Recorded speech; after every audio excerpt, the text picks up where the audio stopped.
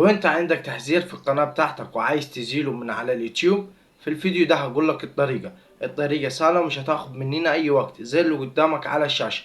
ويلا بينا نبدأ الفيديو. كل اللي عليك بتفتح لي تطبيق استوديو يوتيوب زي ما انتم شايفين في الواجهة اللي ظاهرة قدامكم. بعد كده بتجيلي على الملف الشخصي بتاعك اللي هنا. بعد كده بتجي على كلمة حالة الحساب. طبعا احنا في 2026 عشان كده الدنيا اتطورت، وبيجي يجيبها لك بالطريقة دي وبأسهل من مثلا تروح لجوجل ولا الحاجات دي. بعد كده بتاجي على مخالفات القناة. في عندك بيقول لك انذارات بمخالفة ارشادات المنتدى، وكاتب جنبها زي ما انتم شايفين تحذير، يعني بيديك التحذير والانذار. باذن الله هعمل لكم فيديو مخصوص ليه من غير اي تعقيب باذن الله. هندوس عليه زي ما انتم شايفين كده. تمام. بيجي معانا الواجهة دي بيقول لك المحتوى الضار او الخطير لا نسمح به على اليوتيوب، المحتوى الذي يروج الانشطه غير قانونيه. يعني بيقول لك ايه سبب التحذير ده او بسبب الانذار. بيقول لك بسبب حقوق الطبع والنشر او سياسات يوتيوب او اي حاجه من الحاجات دي. بعد كده بنجي على اتخاذ اجراء. تمام. زي ما انتم شايفين بيجي معانا ما المطلوب لتنفيذ اتخاذ الاجراء. بيقول لك تتم إزالة التحذير. يمكنك المشاركة في دورة تدريب حوالي السياسة للضمان انتهاء صلاحية التحذير بعد 90 يوم. يعني بعد ما هنعمل الإجراءات دي بعد 90 يوم بإذن الله التحذير ده هيتشال من قناتك على طول. تمام. بعد كده يقول لك يمكن المشاركة في دورة تدريبية سريعة تتألف من 7 أسئلة. يعني لازم تدخل في الدورة دي اللي بتديك 7 أسئلة. بعد كده بنجي على إجراء الدورة اسمه ده اللي سهلة معنا. بيجي لك المحتوى الضار او الخطير. الآمن الرقمي هناك انواع مختلفة من المحتوى، يعني بيديك الحاجات اللي المفروض انت تعملها او المفروض اللي انت المفروض ما تعملهاش في يوتيوب عشان ما يجيلكش الانذارات او التحذيرات. بعد كده بندوس التالي. بيظهر معانا الأسئلة زي ما انتم شايفين يا جماعة. تمام. بيظهر معانا 7 أسئلة. طب يا أمير أنا دلوقتي ما بعرفش أحل مثلا الأسئلة دي ماليش في اليوتيوب قوي. كل اللي عليك هتفتح لي تطبيق أي ذكاء اصطناعي وتصور له الواجهة دي. هو هيديك الإجابات على طول خلال بإذن الله مش هيكمل معاك الثانيتين وهيديك كل الإجابات. طب يا أمير أنا دلوقتي مثلا لو حاولت أقرأ والإجابة بتاعتي طلعت خطأ. تعال نجرب كده ندوس نعم وخلاص تحقق من الإجابة. ده إجابة صحيحة. طب تعال نجرب في واحدة تانية مثلا لا كده. بص إجابة خاطئة. بيديك كمان بيقول لك إيه أول ما يجيب أداء اسمه ده معلش ده بيديك إجابة غير صحيحة. بص بيديك إيه إعادة المحاولة، يعني لو دوست كده هيعيد لك السؤال هو. طب يا أمير بعد ما أخلص الأسئلة دي إيه اللي هيحصل؟ كل اللي هيظهر بعد ما تحل الأسئلة دي كل اللي هيظهر لك هيقول لك انتظر 90 يوم. هيحسب لك المدة مثلا انت في شهر مايو زي دلوقتي هيحسب لك 90 يوم يعني 3 شهور. معاك مايو والشهر اللي بعده والشهر اللي بعده يعني معاك لحد شهر 6 أو 7. تمام أو 8 على حسب ما هو هيحسب لك.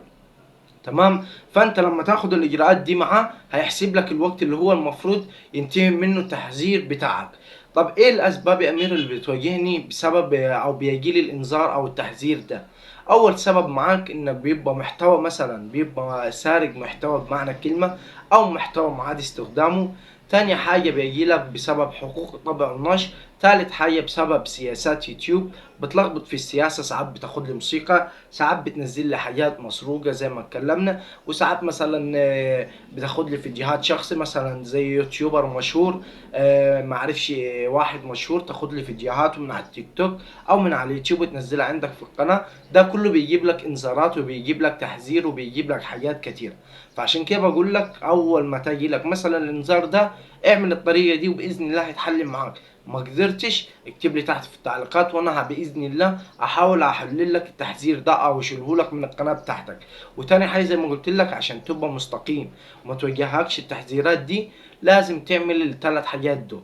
اول حاجه تمشي مستقيم مالكش دعوه بسياسات يوتيوب ولا اي حاجه، يعني ولا تحط لي موسيقى في فيديوهاتك ولا اي حاجه. مش بقول لك ما تحطش موسيقى يعني ما تحطليش خالص، لا. تجيب لي موسيقى من مين؟ من مكتبه يوتيوب. طبعا كلنا عارفينها الموسيقى بتبقى فيها امنه وبيبقى فيها ما فيهاش اي تحذيرات ليك ولا اي وجع دماغ ليك. تاني حاجة تستعمل لي الطريقة اللي تبقى مثلا مماثلة معاك او المحتوى اللي انت عاجبك. ما تجيش مثلا تختار محتوى تاني او كده هتندم لوحدك او هتاخد مثلا وقت على الفاضي لحد ما تطلع. تمام. زي ما قلت لك، ثالث حاجه عايز اقولها لك اللي هي لازم تبدا مثلا تمشي واحده واحده، الاستمراريه. لازم تركز لي في الطريق الواحد. زي ما قلنا في الطريقه الاولى، ما ينفعش تاخد موسيقى من حد، ما ينفعش تاخد فيديوهات من حد، ما ينفعش تاخد مثلا صور من حد من على التيك توك، من على اليوتيوب، من جوجل. ده كله بيديك التحذيرات والانذارات والحاجات دي. فانت عشان ما توجهش نفسك في المشاكل دي او تطلع نفسك بره المشاكل دي، ما تعملش الحركات دي. عشان لو عملت الحركات دي هتوجه نفسك في مشاكل سياسات يوتيوب. ولو جالك، عشان تكونوا في علمكم، لو جالكم التحذير ده وبعد كده عملتوا نفس الغلطة وجالكم التحذير تاني، كده هيبقى عندك انذار. تمام. لو جالك 3 انذارات القناة هتتقفل خالص. يعني بأول حاجة بيديك تحذير، تاني حاجة بيديك تحذير، تالت حاجة بيديك انذار، رابع حاجة انذار تاني، خامس حاجة انذار تالت. كده القناة هتوقف بتاعتك لوحديها من غير اي حاجة بسبب مخالفات سياسة يوتيوب. وزي ما انتم شايفين الاسئلة كلها سهلة ومن غير اي حاجة. بص مثلا، قراءة السياسة بيديك كمان السياسة اللي انت ممكن تعملها. اول حاجة ما عرفتش تحل، زي ما قلت لك، تجيب لي من اداة ذكاء اصطناعي او تحل منيها.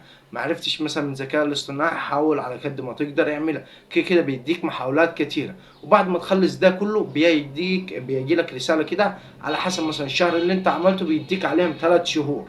تمام. عشان تكونوا عارفين النقطة دي، بيديك 3 شهور عليهم تاني. مثلا دلوقتي مايو، بيستنى شهر تاني وشهر تالت وشهر رابع.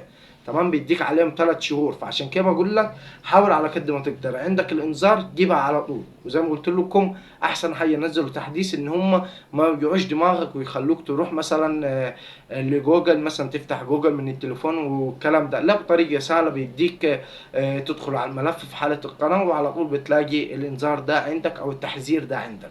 وكده باذن الله نكون وصلنا لنهايه الفيديو. يا رب الفيديو يعجبكم. ما تنسوش الاشتراك في القناه وتفعيل الجرس عشان يوصل لكم كل جديد. مع السلامه، سلام.